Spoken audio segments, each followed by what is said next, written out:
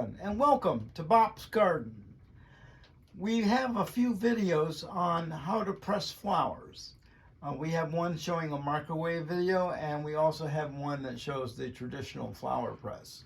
And so what do you do with this pressed flowers? So I thought you would like to see some of the artwork that I create with the pressed flowers. Here's one that I did a while back. And right now I have it in this acid-free plastic container and sleeve, and this is one of the ones that are completely covered up on the paper, and it makes for a nice decoration. And at some point I will get a nice frame for this and a mat, and we'll hang it up. And here's another one that I think really came out really well. I call this one Wind. It's got a lot of movement to it. I've been using Japanese red maple. These are hostas. This is pothos. Of course, we got our ferns, and we have some begonia in here too. So we have a lot of different cut pieces that we can use. So the way this works is I use, here's one I'm working on now. My idea for this, now sometimes my ideas don't follow through. I sometimes, even when I was doing this one, originally I thought I was going to go this way. But I change things as I go. But right now, the plan is that this is a river in through here. And I'm going to use the blue hydrangea, which is more like purple. And I'm going to be laying those into this riverbed here. I don't often sketch, but I'll give myself a vague idea of where I want to go with this tree. And you can see all this is empty. I have a few pencil marks in through here. Don't need to really erase them. The important thing is that your glue needs to be a neutral pH glue. There's no acid in it. This one is excellent for this kind of work. And it's buffered, and it's also, it remains flexible, which is good for this paper. Now you could use cardstock, but I prefer watercolor paper, hot press watercolor paper, which is 140 pound weight. It's nice and stiff, and it gives us a really good result. So what I want, now you don't have to do something like this. You can start with something simple. So I have here something I laid out and give you a quick idea how this works. When we do this, we use very, very small amounts of glue. So what I use is a sharpened chopstick. I put this in the electric pencil sharpener, and I keep this nice and clean, and this is what we use to apply the glue. So I just did something really quick here just to give an idea. This could be a note card. Say you want to thank somebody for a present. You can use the pressed flowers on here, and you can write thank you in fancy letters and through here.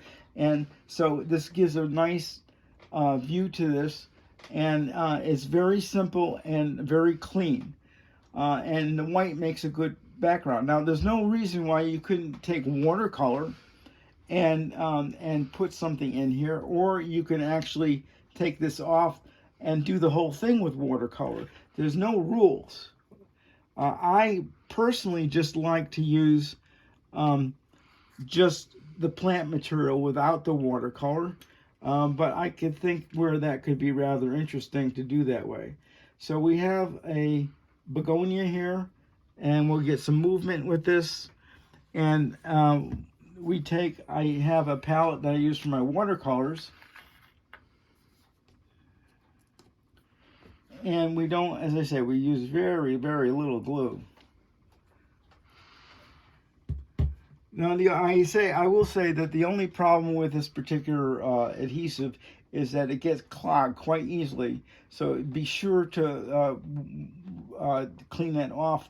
And at times I take this old felting needle, and I'll have to open it up, so I keep that handy. because I'll be in the middle of something. I'll need some glue. And this dries rather quickly, not so super quickly that you have to work in a hurry, but if you walk away from this, so we just apply a little dot like that. This will be along the bottom, so I want to make sure that it doesn't flake away. And then coming up through here, these little tiny dots of glue. And hold that tightly, and we'll get some motion going here, and down it goes. And just let it sit there for a minute, press it down, and we're done. Now sometimes if it pops up, you can go back in and put a little bit of glue underneath like that, and down it goes again. So now once we got that in, we'll take, and again, I just pick stuff out and I just kind of play with it. There's no really preset rules about this.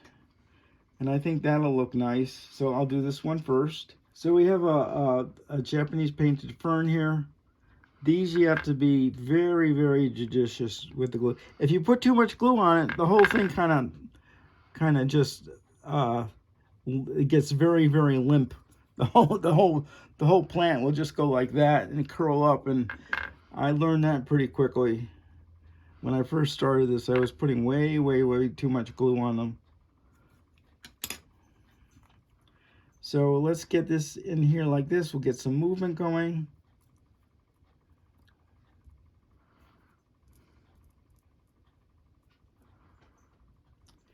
And we'll get another one of these in. I just play with this a little bit. I think that looks good there.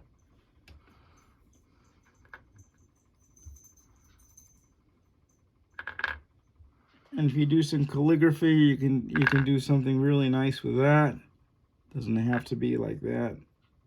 Especially up on these tips, you want to get a little bit of glue there. So we'll go like that.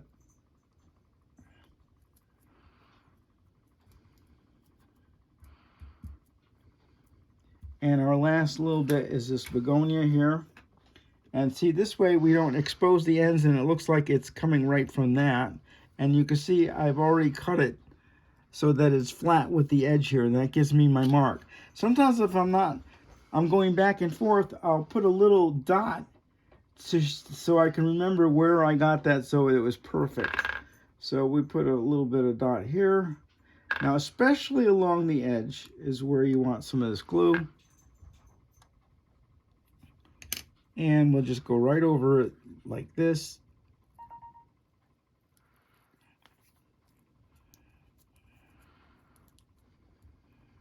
And that's it. And they can, they don't have to be perfectly flat. I think that gives some three-dimensionality to it. And then again, you could say thank you for the party or whatever. So that works out really well. It's really nice. And there's something you can do with your pressed flowers. So give this pressed flower art a try. I think you'll find it very enjoyable when I'm doing it. It gives me this presence of mind. I get lost in my work, and I don't really think about anything other than what I'm doing, so it's very, very relaxing. So thank you for watching Bob's Garden, and we'll see you next time. Remember to share, subscribe, and comment on my videos, and be curious, not judgmental.